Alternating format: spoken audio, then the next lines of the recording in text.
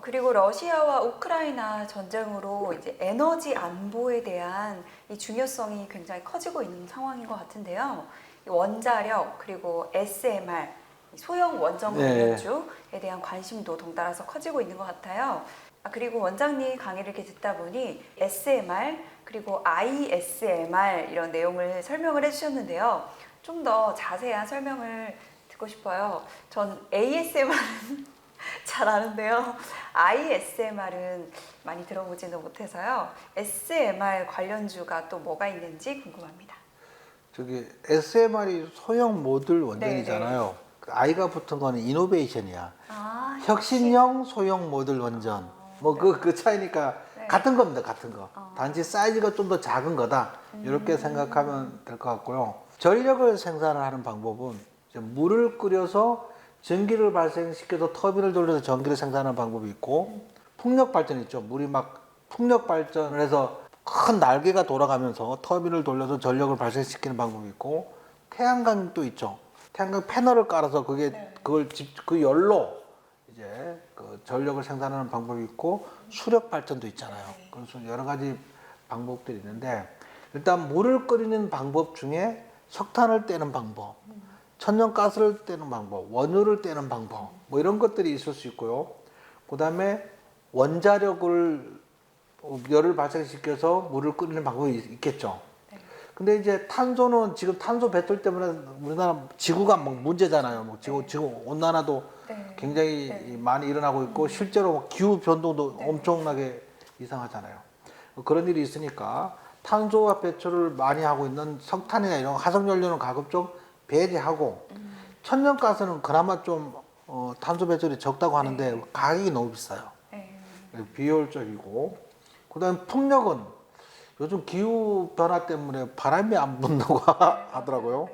유럽, 북유럽 쪽에 그 북해 거기에 이제 보통 풍력 발전을 많이 세우는데, 네. 여기도 바람이 잘 안 분다고 하더라고요.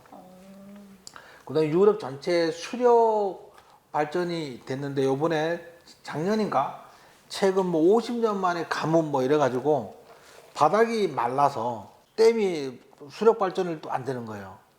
그러면 이 모든 것을 다 대체할 수 있는 게 원자력 발전인데, 이제 원자력 발전은 문제가 이제 풍력 발전 역시 최근 지구 온난화로 해서 바람이 약해서 효율성이 떨어지고, 태양광 역시 또 비효율적이거든요.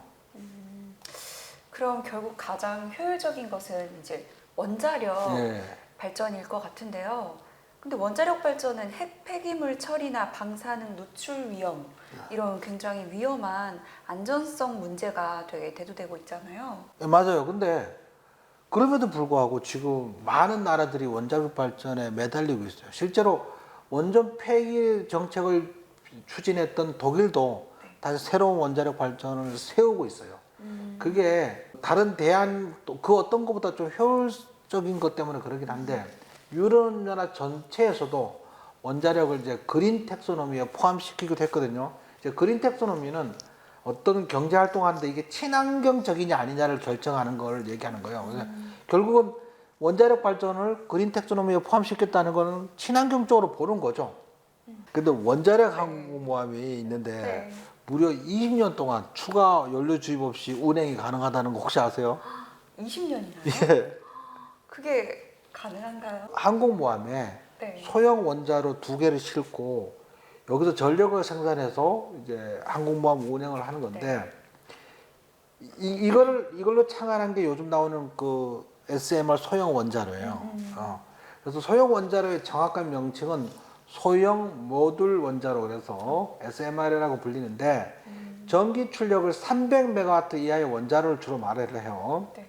그 미국 핵잠수함이나 항공모함에서도 주로 이런 소형 원자로를 사용해서 운행을 하고 있는 거거든요. 미국 핵잠수함이나 항공모함에서 사용하는 원자로도 여기에 속해요. 그럼 규모가 작으면 설치비도 네. 뭐 설치 장소도 네, 그렇죠. 아무래도 좀 더 상대적으로 자유롭겠네요. 네, 예. 그러면 소형 원자로 구분하는 그 기준 같은 게 따로 있을까요?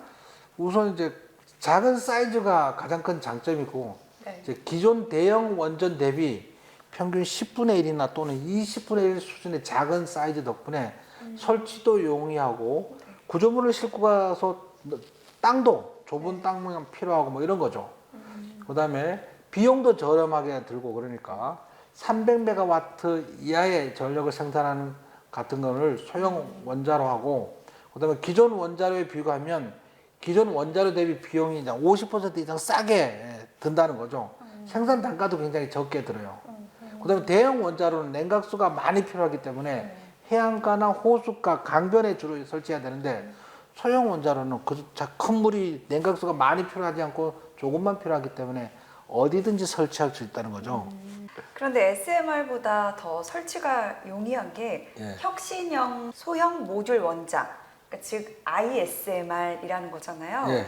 근데 앞에 혁신형, 이 I라는 단어가 더 붙었는데 대체 얼마나 더 혁신적인 건가요? 예를 들면 대형 원전 발전 용량은 네.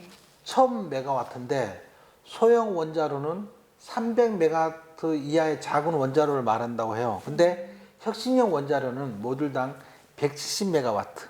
그러니까 소형 원자로보다 한 절반 정도로 작은 용량을 하는 건데 얘가 대형 원전에 비해서 획기적으로 네. 안전하고 경제성 또한 혁신적이라는 거죠. 그래서 도심 어디나 설치할 수 있다는 거예요. 축구장 하나 정도 크기면 원자력 발전소를 지을 수 있다는 거예요. 그러면 한 도시 전체를 전력을 안정적으로 공급할 수 있다는 거죠. 축구장 하나 정도요? 예. 그럼 원장님, 그럼 관련주들은 어떤 것들이 있을까요?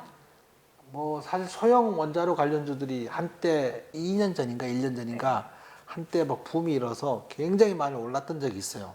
이 당시 이제 원전 관련주 대부분 올랐는데 두산 에너빌리티라고 해서 옛날 두산 중공업 아, 그게 이제 두산 에너빌리티로 바뀌었는데 그다음에 이제 한전 자회사인 한전 KPS, 네. 한전 기술 뭐 이런 것들이 그 관련 주들이겠죠. 지금 그 관련 주들이 굉장히 조정을 많이 받고 반등을 준비하고 있는 그런 자리여서 지금 매수하기 딱 좋은 자리예요. 네. 주식은 이럴 때 사야 돼. 얘는 움직이지 않고 있잖아요. 다른 사람이 관심이 없잖아. 네. 그러니까 올라갈 거라고 예상하고 지금 사야 되는 거지. 지금 2차전지 관련주 에코프로 BM이나 네. LNF처럼 막 급등하는 거 사면 눈물을 흘릴 수도 있어요. 근데 보통 사람들은 이런 투자를 별로 좋아하지 않죠. 왜 좋아하지 않냐면 다소 지루한 감이 있거든요. 언제 오를지 모르는 것 그렇죠. 때문에 그런 거죠. 근데 이제 저처럼 오랜 경험이 있는 사람은 곧 오를 때가 되었다 생각하는 거죠 이제. 때가 되었다. 그다음에 또 때에 따라서는 예상보다 좀 더 길게 지루하게 있다가 올라가는 경우도 있으니까 좀 인내가 필요할 수도 있죠. 기다림이 필요할 수도 있죠.